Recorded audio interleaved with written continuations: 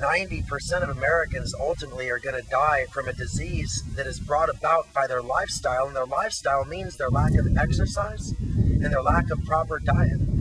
And I've done enough research to where I know how to turn that around. All the money is made when you eat the wrong food and when you do get sick, because that's when you start drawing upon all of those services that were set up for a sick and diseased society. People who are supposed to trust are not giving us the proper information. We are the most overfed yet undernourished people in history. How is it that the people who produce our food have been allowed to produce addictive substances that harm the human body and sell them to the public as nourishment without any repercussions from our government? And so it's our responsibility to care for our children. It's our responsibility to care for ourselves. If you took the statistics that you used to determine whether an animal was to become extinct, and you applied that same statistical model to humans, we would have to admit that we are on the brink of extinction.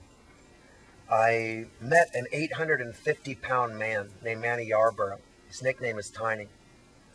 And he was going to die. He was going to have a gastric bypass surgery or die, according to his doctors. He went to Eric and he said, "You need to exercise me. You need to get me back into shape." And Eric took one look at him and he said, "You can't even get off the couch."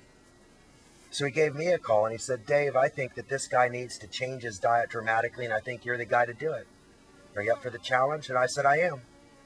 So he brought him right over to my ranch in California, where we are now. And for 5 months, we fed him nothing but a perfect diet.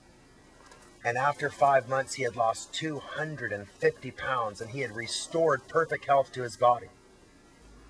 Another reason diets don't work is because they don't address the underlying need at the cellular level to feed the cells the nutrients they need. And once the body is completely satisfied at the cellular level, then and only then will it begin to purge and release the stored fat that it had been using in belief that it would need that stored fat in the future to save itself from starvation.